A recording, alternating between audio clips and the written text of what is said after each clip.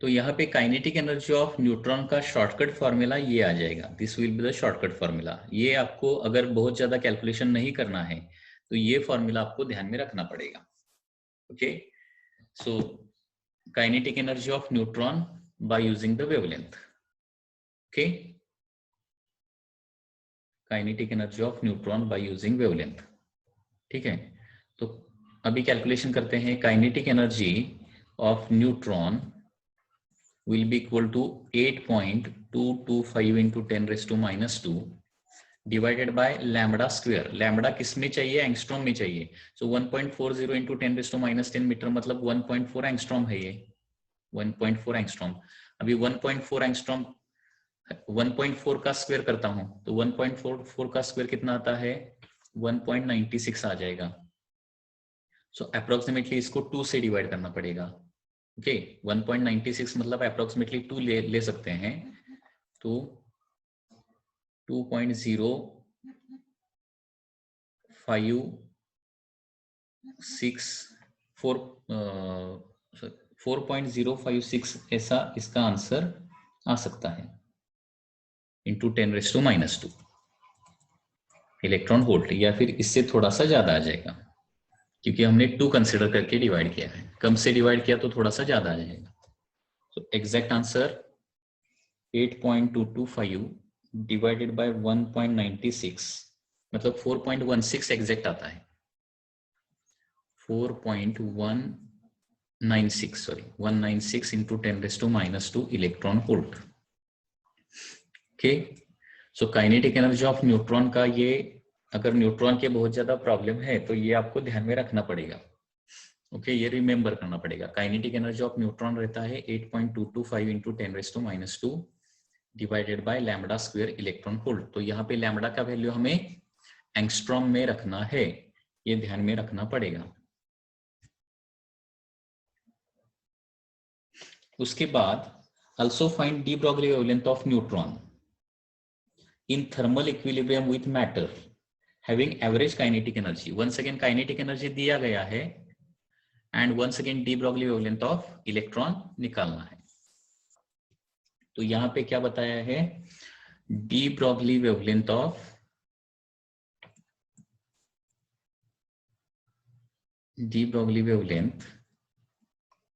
of neutron निकालना है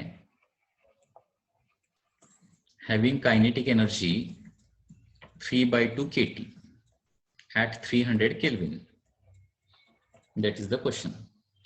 तो 3/2 kT करके हमें क्या करना पड़ेगा? यहाँ पे पहले काइनेटिक एनर्जी निकालना पड़ेगा। सो काइनेटिक एनर्जी पहले निकालते हैं। काइनेटिक एनर्जी कितना आ जाएगा? दैट इज 3/2 के का value 1.38 into 10 raise to minus 23 रहता है, ये आपको पता है। एंड टी का वैल्यू कितना है? 300। तो पहले हम काइनेटिक एनर्जी, ये जूल में आ जाएगा। ठीक है, अगर शॉर्टकट फॉर्मूला यूज करना है तो क्या करना पड़ेगा? इसको इलेक्ट्रॉन वोल्ट में कन्वर्ट करना पड़ेगा। So 3/2 into 1.38 into 10 raise to minus 23 into 300 divided by 1.6 into 10 raised to minus 19. So this will be the answer in electron volt.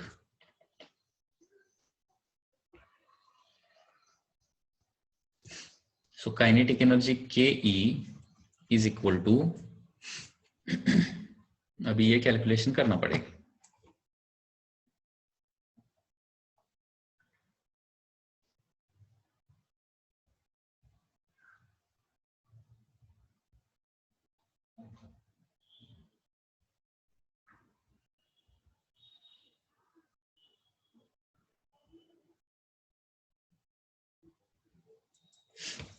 तो काइनेटिक एनर्जी आता है 0.038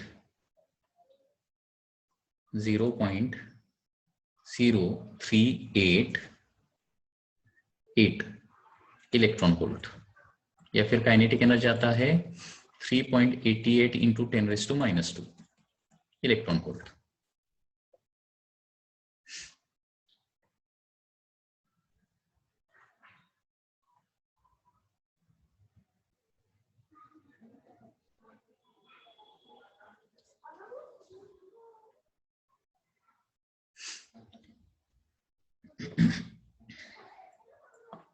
सो काइनेटिक एनर्जी ऑफ न्यूट्रॉन आता है 3.88 into 10⁻²।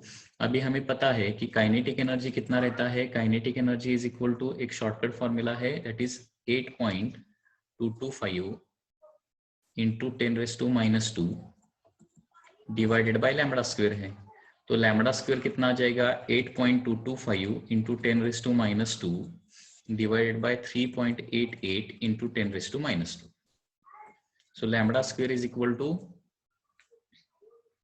8.225 divided by 3.88. तो ये answer आता है 2.119, ये लैम्बडा स्क्वायर आ जाएगा। एंड देयरफॉर लैम्बडा इज इसका स्क्वायर रूट, 2.119 का स्क्वायर रूट। तो लैम्बडा आता है 1.45 angstrom. Okay, lambda is 1.45 angstrom. 455 angstrom will be there.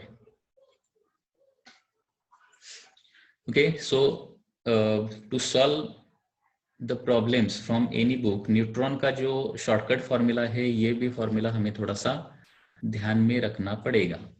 So kinetic energy of neutron रहता है 8.225 into 10⁻² divided by lambda square.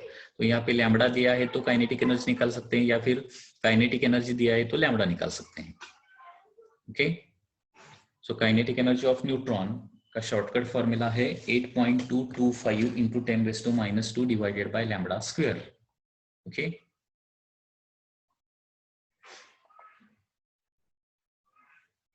जैसे इलेक्ट्रॉन का क्या है, काइनेटिक एनर्जी ऑफ इलेक्ट्रॉन रहता है 150 by lambda square electron volt. तो न्यूट्रॉन का रहता है 8.225 into 10⁻² divided by lambda square.